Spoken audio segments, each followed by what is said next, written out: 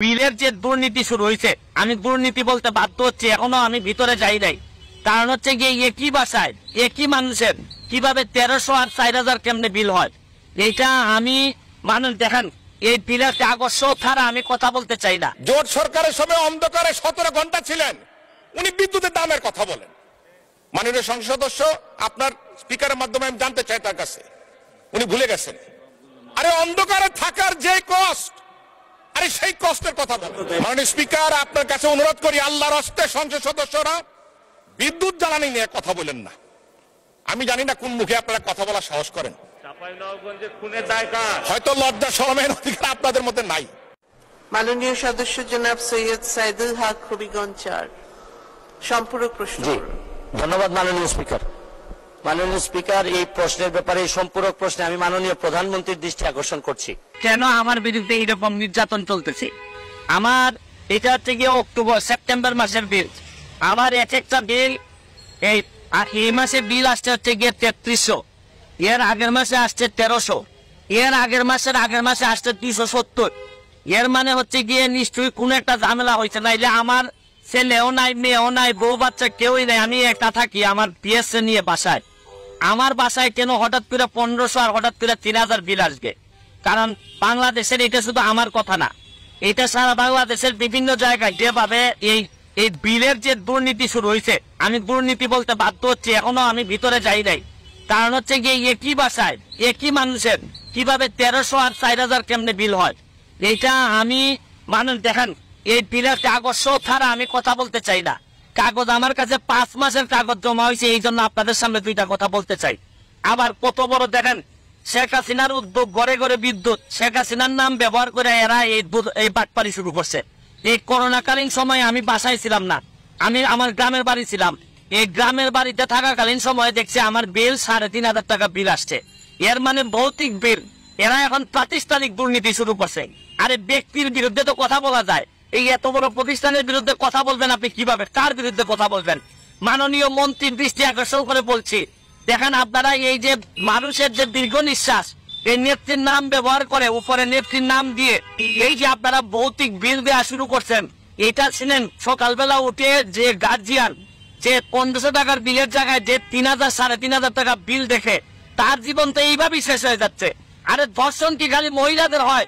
এই বিদ্যুৎ বিলের ধর্ষণ হচ্ছে না? এই যেটা হওয়ার কথা 1300, এইখানে 3500 5000 করে বিল মারতেছেন, মানে আর বাঁচার কোনো পথ নাই। কারণ প্রাতিষ্ঠানিক দুর্নীতি যখন আপনি অবস্থান নিয়ে নেয়, তখন আমাদের যারা জনগণ আছে, জনগণের 12টা বেজে। এইভাবে যদি চলতে থাকে, আমি মাননীয় প্রাইম মিনিস্টারের দৃষ্টি আকর্ষণ করে বলছি, এরা কিন্তু 12টা বাজায় ছাইড়া দিবে জনগণের। এদের কাছ থেকে কিন্তু বাঁচার কোনো উপায় নাই। কারণ ব্যক্তির বিরুদ্ধে তো মামলা করা যায়, এত বড় প্রতিষ্ঠানের বিরুদ্ধে আপনি মামলা করবেন কিসের ভিত্তিতে? আমি বলবো যে এখনো সময় আছে, এটা চেক করেন। কারণ করোনাকালীন সময়ে এদের বিরুদ্ধে অভিযোগ আসছিল, এরা যা মন ধরে বিল দিচ্ছে, পরে আবার কেউ বলে যে ম্যানেজ করছে, অ্যাডজাস্ট করছে।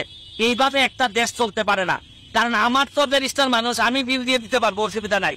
কিন্তু যারা নিরীহ নির্যাতিত, যারা এই অফিসে চাকরি করে, এরা না তো বিল দিতে কষ্ট হবে, হয়তো এরা অফিসে চাকরি করে বলে পক্ষে বলতে চায়। কিন্তু আমি শুধু বলতে চাই, এইটার ব্যবস্থা গ্রহণ করেন, নাইলে মানুষের দীর্ঘ নিঃশ্বাসে বহুদিন সোনার বাংলা, বঙ্গবন্ধু সোনার বাংলা হবে না। ভালো থাকবেন, সুস্থ থাকবেন। ধন্যবাদ মাননীয় স্পিকার, ধন্যবাদ মাননীয় স্পিকার। মাননীয় স্পিকার, আমার মনে হয় আমি উত্তরটা দেই। উনি অনেক উত্তেজিত হয়ে গেছেন সংসদ সদস্য, অনেকে অনেক সত্য কথা সহজে নিতে পারেন।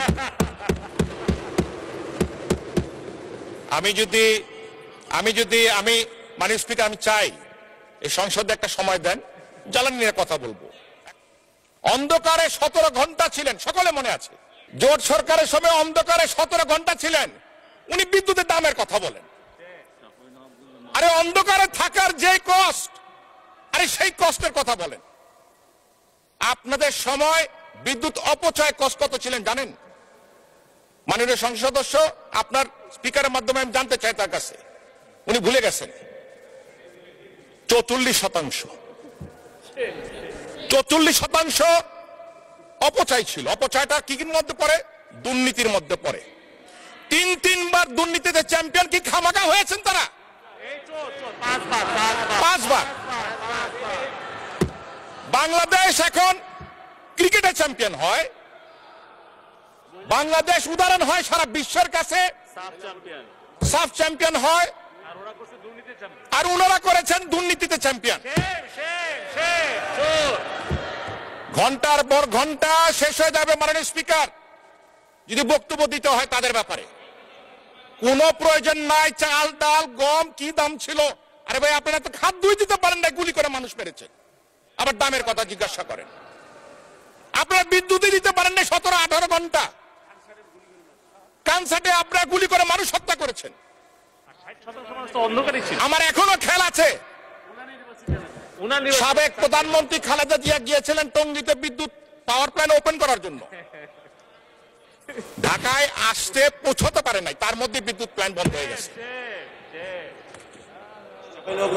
মাননীয় স্পিকার আপনার কাছে অনুরোধ করি, আল্লাহর হস্তে সংসদ সদস্যরা বিদ্যুৎ জ্বালানি নিয়ে কথা বলেন না।